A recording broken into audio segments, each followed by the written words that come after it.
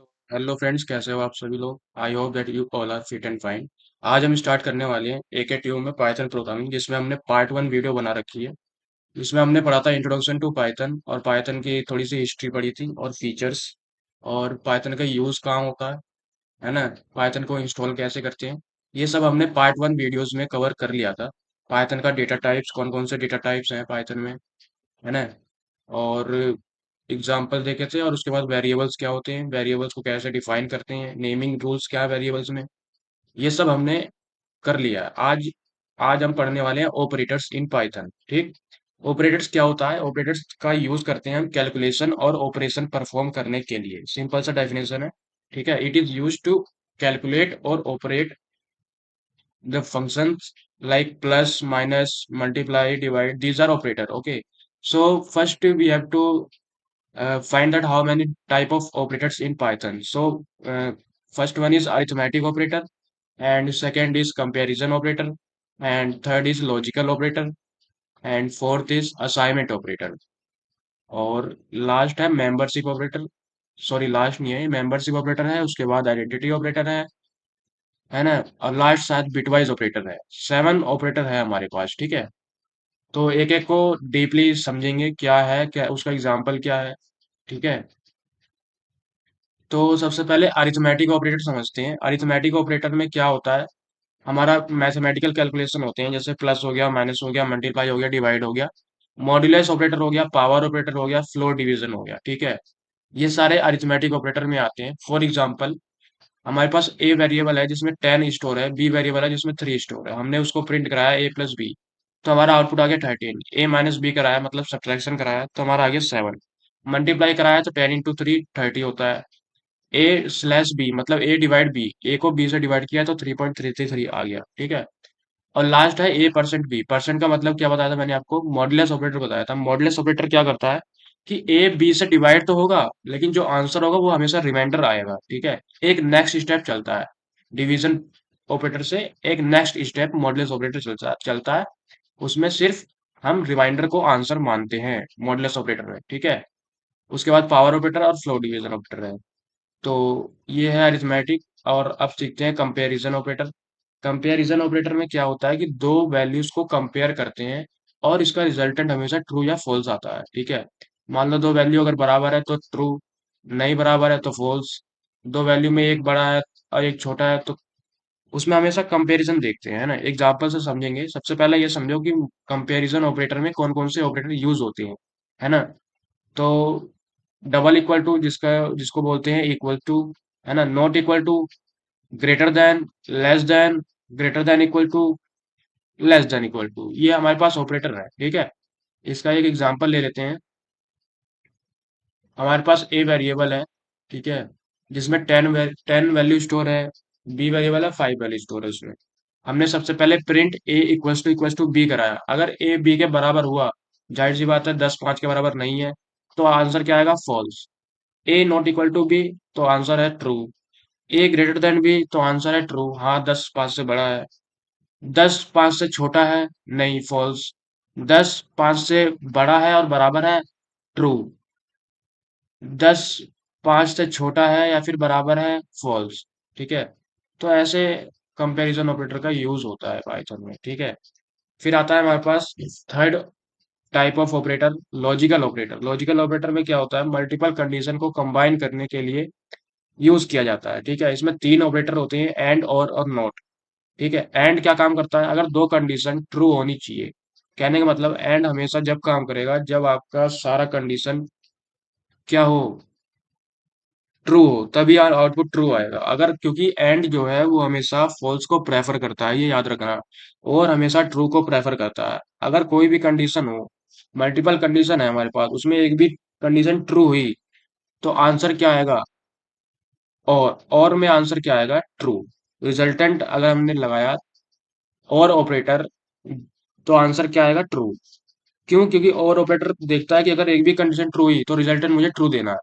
लेकिन एंड क्या करेगा, एंड हमेशा चेक करता है कि कौन सा कंडीशन ट्रू है, कौन सा फॉल्स है। अगर दोनों कंडीशन ट्रू हुई तभी एंड ट्रू देगा, अगर दोनों कंडीशन में एक भी फॉल्स हुई तो एंड किसको प्रेफर करेगा, फॉल्स को, तो जो जिससे रिजल्टेंट हमारे पास क्या आएगा, फॉल्स। ठीक है, एग्जाम्पल से समझेंगे। और नोट का मतलब उल्टा होता है, अगर कंडीशन ट्रू है तो उसको फॉल्स कर देगा रिजल्टेंट, और रिजल्टेंट अगर फॉल्स हुआ तो उसको ट्रू कर देगा। एग्जाम्पल से समझते हैं। हमारे पास एज नाम का वेरिएबल है 20, ठीक है, उसको हमने क्या करा, प्रिंट किया, जिसमें लिखा age greater than 18 and age less than 60, ये लिखा हमने। अब कंडीशन चेक करो पहले। 20 18 से ज्यादा है, जी कंडीशन ट्रू। 20 60 से छोटा है, जी कंडीशन ट्रू। तो क्या हुआ, इसका रिजल्टेंट ट्रू, क्यों? क्योंकि ये वाला कंडीशन भी ट्रू है और ये वाला भी कंडीशन ट्रू है, जिससे रिजल्टेंट ट्रू आ जाएगा एंड में। लेकिन और में देखो, और में ये कंडीशन तो ट्रू है, सॉरी ये कंडीशन तो फॉल्स है, ये कंडीशन ट्रू है, तो रिजल्टेंट क्या आएगा, ट्रू। और में, क्योंकि मैंने आपको बताया था कि और में क्या होता है कि अगर एक भी ट्रू मिला हमें तो आउटपुट ट्रू ही आएगा। एंड में क्या हुआ, एक भी हमें फॉल्स मिला तो आउटपुट फॉल्स ही आएगा। और इसका मैंने बता दिया था कि नोट लगाते हो तो जो कंडीशन ट्रू रहती है उसको फॉल्स बना देता है, जो कंडीशन फॉल्स रहती है उसको ट्रू बना देता है। अब सीखते हैं असाइनमेंट ऑपरेटर। असाइनमेंट ऑपरेटर क्या होता है, वेरिएबल्स में वैल्यू असाइन करने के लिए हमें ऑपरेटर की यूज करनी पड़ती है। जैसे equals to, plus equals to, minus equals to, multiply equals to, divide, percent, percentage equals to, है ना, ये सिंबल है, ऑपरेटर है, जो कि असाइनमेंट में यूज होते हैं। जैसे समझो यहाँ पे ए इक्वल्स टू 10 किया, ठीक है, फिर उसके बाद दूसरा ए प्लस इक्वल्स टू 5।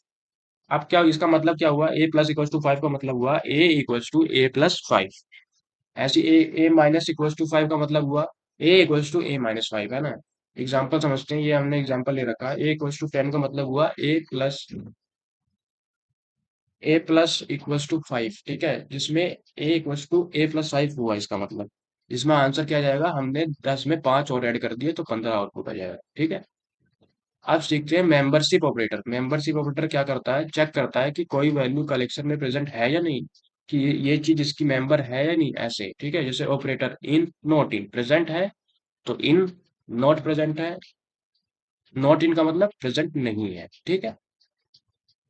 एग्जाम्पल लेते हैं, जैसे नेम इक्वल्स टू अमन है, तो अमन नाम का स्ट्रिंग ले लिया हमने, ठीक है। अब इसमें हम प्रिंट करा रहे हैं, जिसमें लिख रहे हैं कि ए इन नेम, अगर ए नेम में है तो ट्रू आउटपुट आ जाएगा, अगर जेड नेम में है, पर देखो नहीं है जेड, अमन में नहीं है जेड ना, तो फॉल्स आ जाएगा, ठीक है। ऐसे होता है ये। अब सिक्स्थ वाला ऑपरेटर से देखते हैं, आइडेंटिटी ऑपरेटर है, जिसमें कि चेक करता है कि दो वेरिएबल सेम ऑब्जेक्ट को रेफर कर रहे हैं या नहीं, ठीक है। कहने का मतलब हमने दो वेरिएबल बनाया, ठीक है, दोनों का जो आईडी है, दोनों का जो ऑब्जेक्ट आईडी है वो सेम होना चाहिए, है ना। तो देख लेते हैं कि ऑपरेटर इज और इज नॉट लगता है, ऐसे याद रखना। आइडेंटिटी ऑपरेटर में, मेंबरशिप ऑपरेटर में in not in, identity operator में इज और इज नॉट, ठीक है। इज मतलब सेम ऑब्जेक्ट, इज नॉट मतलब different object. A equals to 10, B equals to 10। अब प्रिंट करना है हमें ए इज बी, अगर ए बी के बराबर है और जो ए की जो ऑब्जेक्ट आईडी है वो बी के ऑब्जेक्ट आईडी के रेफरेंस को दोनों को मैच कर रहा है तो आंसर ट्रू है, अगर मैच नहीं कर रहा है तो फॉल्स। लास्ट हम ऑपरेटर पढ़ते हैं, बिटवाइज ऑपरेटर, जिसमें हम समझेंगे कि बाइनरी लेवल पर काम करते हैं ये ऑपरेटर, ठीक है। सबसे पहले वही ऑपरेटर है and, or, XOR, not, left shift, right shift, ये हमारे पास ऑपरेटर होते हैं बिटवाइज ऑपरेटर में, ठीक है। इसका भी एग्जांपल देख लेते हैं। सबसे जो एग्जांपल है, A equals to 5, B equals to 3, ठीक है। अब प्रिंट कराना है हमें ए एंड बी, ठीक है, एंड ऑपरेटर लगाया। अब पहले तो 5 को बाइनरी में कन्वर्ट करना होता है, फिर 3 को बाइनरी में कन्वर्ट करके फिर उसमें से हम निकालते हैं कि अगर 0 1 हुआ, 0 मतलब कि फॉल्स, 1 मतलब कि ट्रू, तो कंडीशन रिजल्टेंट चेक करने के बाद हमारे पास जो आउटपुट आता है वो 1 आता है, ठीक है। ऐसे ही दूसरा ऑपरेटर है, और 5 और 3, इसको प्रिंट करने पे पाइथन में हमारा जो रिजल्टेंट बिटवाइज ऑपरेटर आता है वो आता है 7, ठीक है। ये चीज आपको जब समझ में आएगा जब आप 5 को बाइनरी ऑपरेशन, बाइनरी नंबर में कन्वर्ट करोगे, 3 को बाइनरी नंबर में कन्वर्ट करोगे, फिर आप एंड और लगाओगे तो आंसर आएगा बाइनरी में, फिर उसको बाइनरी से फिर नंबर में कन्वर्ट करोगे तो आंसर आएगा 1 और 7, ठीक। अब आगे देखते हैं सिक्स, आईडी। आईडी फंक्शन का काम क्या है, आईडी फंक्शन का वो देखेंगे। ये क्या करता है, ये ऑब्जेक्ट के मेमोरी एड्रेस रिटर्न करता है, ठीक है। मैंने पहले ऊपर ही बताया कि मेमोरी एड्रेस जो है, आईडी आइडेंटिटी ऑपरेटर में मेमोरी एड्रेस का काम जो है वो, अगर मेमोरी एड्रेस दो वेरिएबल का सेम हुआ तो वो आइडेंटिटी ऑपरेटर हुए। तो वो इज, अगर हमने जैसे ये है ना a equals to 10 b equals to 10, ये दोनों आइडेंटिटी ऑपरेटर हैं। ए इज बी ट्रू ही आएगा, क्यों? क्योंकि ये दोनों सेम ऑब्जेक्ट को रेफर कर रहे हैं। ठीक है। वैसे ही आईडी फंक्शन है, अगर हमें कोई भी ऑब्जेक्ट का, कोई भी वेरिएबल का ऑब्जेक्ट निकालना है, कोई भी वेरिएबल का आईडी निकालनी है ना, तो उसमें कैसे निकाल सकते हैं? ऐसे a इक्वल्स टू 10 करेंगे, प्रिंट कराएंगे ब्रैकेट में आईडी और ब्रैकेट में फिर a लिखेंगे, जिससे हमारे पास a की आईडी निकल आई। ठीक है। आईडी एक्चुअल में क्या करता है? ये ऑब्जेक्ट का मेमोरी एड्रेस रिटर्न करता है। ठीक है। मेमोरी एड्रेस मतलब लोकेशन क्या है? वेरिएबल का लोकेशन। एक तो वेरिएबल हम नाम देते हैं जो हमें इजी रहता है प्रोग्रामिंग करने में, लेकिन एक मेमोरी एड्रेस भी होता है, वो हमें निकालने के लिए आईडी फंक्शन का यूज करते हैं। ठीक है। नेक्स्ट है हमारे पास टाइप फंक्शन। टाइप फंक्शन का काम क्या है? ये वेरिएबल के डेटा टाइप को बताता है, कि जैसे वेरिएबल में कौन सा डेटा स्टोर है, उसका टाइप बताएगा। कौन सा फंक्शन? Type function. एग्जाम्पल देखते हैं। सबसे पहले a equals to 10, b equals to 10.5, c equals to Aman. ठीक है। प्रिंट करा रहे हैं type A, type B, type C. अब जाहिर सी बात है, a को, ए की टाइप, अगर डेटा टाइप देखना चाहेंगे तो वो क्लास इंट आएगा, बी को देखेंगे तो फ्लोट आएगा, सी को देखेंगे तो स्ट्रिंग आएगा। ठीक है। तो ये थोड़ा टाइप फंक्शन हो गया हमारा। अब आते हैं कोडिंग स्टैंडर्ड। कोडिंग स्टैंडर्ड क्या होता है? ये थोड़ा थियोरेटिकल पार्ट है।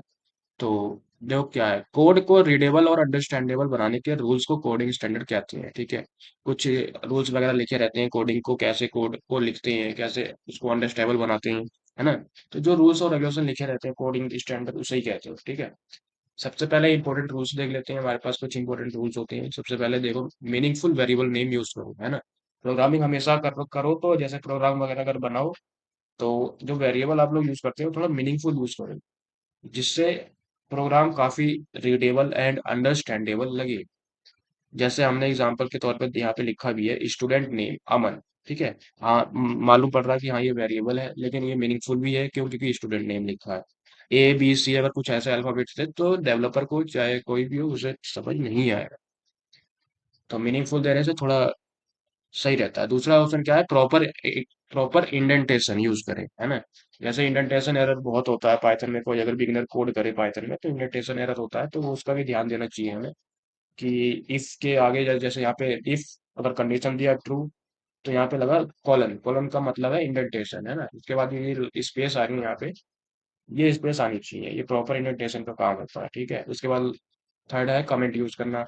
मान लो हमें थोड़ा कोड वगैरह अच्छे से लिखना है, यहाँ से जैसे लिखते हैं ना कि यहाँ से यहाँ तक का कोड ये है, उसके बाद ये कोड अलग है, तो डेवलपर को ताकि आसानी रहे समझने में कि हाँ यहाँ से यहाँ तक कोड किसका है, वो सब के लिए हम कमेंट यूज करते हैं। और याद रखना, कमेंट जो भी लिखते हैं वो आउटपुट नहीं आता है, वो ओनली फॉर डेवलपर है। ठीक। तो अब नेक्स्ट हमारे पास है इनपुट एंड आउटपुट। ये आज लास्ट टॉपिक है आज के वीडियो का, इसको और पढ़ लेते हैं। इनपुट एंड आउटपुट क्या है? अगर हमें पाइथन में कोई भी चीज आउटपुट लेनी है, तो आउटपुट के लिए हम जाहिर सी बात है प्रिंट करवाते हैं। तो प्रिंट कैसे करवाएंगे? प्रिंट फंक्शन से, है ना। प्रिंट फंक्शन का काम क्या है? स्क्रीन पर आउटपुट डिस्प्ले करने के लिए यूज होता है। ठीक। जैसे हमने एग्जांपल पे लिया प्रिंट हेलो पाइथन, तो जो जो हमने ये टेक्स्ट लिखा है हेलो पाइथन, ये एक तरीके से मैसेज है, इसको प्रिंट करा हमने, आउटपुट लिया है। तो जो आउटपुट में लिखा हुआ आएगा वो आएगा हेलो पाइथन। ठीक। लेकिन मान लो कोई भी चीज हमें पाइथन को इनपुट देना है। इनपुट मतलब कि हमें यूजर से या कीबोर्ड से कोई भी चीज पाइथन में एंटर करने के लिए, डेटा फिल करने के लिए, इनपुट के लिए हमें इनपुट फंक्शन देना पड़ता है। तो इनपुट फंक्शन होता क्या है? पहले ये समझो, यूजर से इनपुट लेने के लिए यूज होता है। ठीक है। जैसे हमने एक वेरिएबल बनाया नेम, वेरिएबल बनाया और उसमें हमने लगाया इनपुट फंक्शन और बीच में हमने लिखा एंटर नेम, जिससे अगर ये अब उसके उसके बाद हमने प्रिंट नेम करा दिया, है ना। इससे क्या हुआ? अगर हमने ये कमांड चलाया तो चाहे कमांड प्रॉम्प्ट पे, चाहे किसी भी टर्मिनल पे लिखा हुआ आ जाएगा कि नेम, उसके बाद आपको, आपके पास ऑप्शन आएगा आप लिखने के लिए कि आप अपना नाम लिखिए। ठीक है। फिर जब आप नेम लिख देंगे तो आउटपुट आ जाएगा ऐसा कुछ, एंटर नेम, आपने नाम लिखा, फिर नाम वही वापस आ गया, है ना। तो इनपुट आउटपुट ऐसे। तो इस एग्जांपल में इनपुट आउटपुट दोनों का काम हो रहा है। So thank you so much.